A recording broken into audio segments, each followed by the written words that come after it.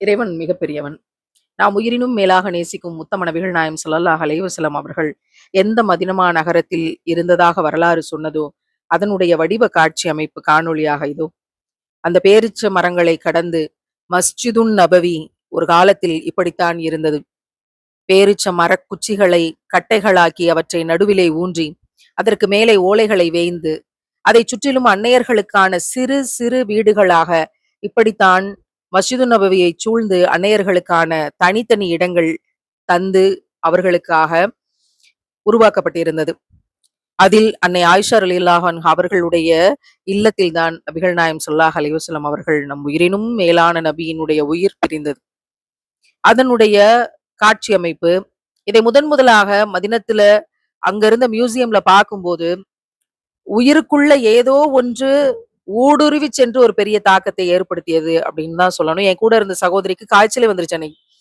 இதை பார்த்து அவ்வளவு புரிதலும் அவ்வளவு ஆழ்ந்த ஈமானையும் ஒரு காணொளி தர முடியுமா அப்படின்னா எங்களுடைய அனுபவம் அப்படி இருந்தது. நபிகள் நாயகம் ஸல்லல்லாஹு அலைஹி வஸல்லம் அவர்கள் இருந்த வீடு எப்படி இருந்தது, எவ்வளவு எளிமையாக இருந்தது, எவ்வளவு குறைந்த பொருட்களை கொண்டிருந்தது.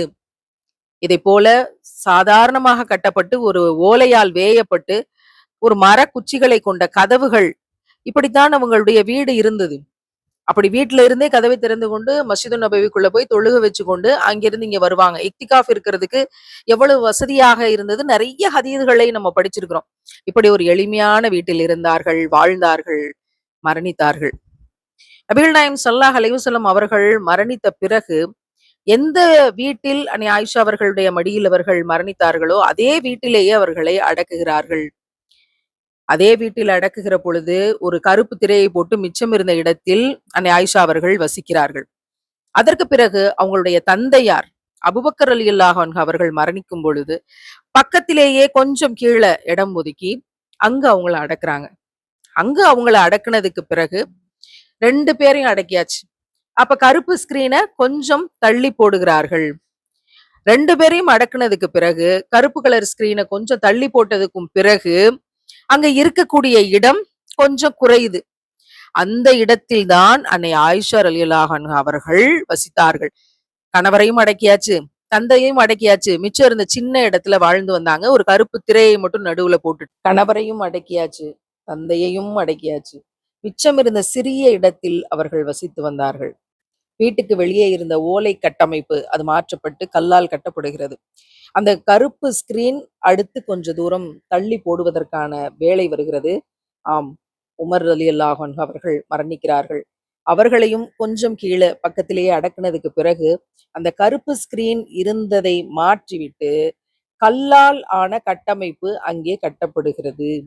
3 பேரையும் உள்ளே அடக்கிவிட்டு அந்த மிச்சம் இருந்த சிறிய இடம், குறுக்கு வாக்கில் கால் நீட்டி படுக்க கூட முடியாது என்ற அந்த சிறிய இடத்தில் தான் அன்னை ஆயிஷா ரலியல்லாஹு அன்ஹா அவர்கள் வாழ்ந்து வருகிறார்கள். எவ்வளவு பெரிய படிப்பினை இன்னைக்கு நமக்கெல்லாம். நமக்கு இருக்கிற இடம் பத்த மாட்டேங்குது, இருக்கிற அலங்காரம் பத்த மாட்டேங்குது, இருக்கிற சீலிங் பத்தலன்னு ஃபால்ஸ் சீலிங் போட்டு ஏகப்பட்ட அலங்கார விளக்குகளை போட்டாதான் அது கௌரவம், சந்தோஷம், பெருமை, மன திருப்தி அப்படின்னு நினைக்கக்கூடிய நம்மளுக்கு அன்னை ஆயிஷா ரலியல்லாஹு அன்ஹா அவர்களுடைய இருந்த இடத்தின் அளவை பாருங்கள். அங்க எப்படி இருந்திருப்பாங்க. அப்படித்தான் வாழ்ந்தாங்க, அந்த இடத்தில் இருந்தார்கள். வீட்டுக்குள்ள நுழையும் பொழுதே என்ன இருக்கு இன்னைக்கு சாப்பிட அப்படின்னு ரசூல்லா கேட்டாங்கன்னா, எதுவும் இல்லை என்று சொன்னால் அப்ப இன்னைக்கு நோன்பு வச்சிருவோம் என்ற எளிமையில், மரணிக்கும் வரைக்கும் வயிறார சாப்பிட்ட நிலைமை இல்லை என்ற நிலைமையில் வாழ்ந்தார்கள். இதெல்லாம் நமக்கு படிப்பினைகள். அப்படி அந்த சின்ன இடத்துல அன்னை ஆயிஷா ரலியல்லாஹு அன்ஹா அவர்கள் வாழ்ந்து வந்தார்கள். அதுக்கப்புறம் கால ஓட்டத்தில் அந்த இடத்தினுடைய கட்டமைப்பு மாறுகிறது. ஒவ்வொரு விஷயமும் மாற்றப்படுகிறது.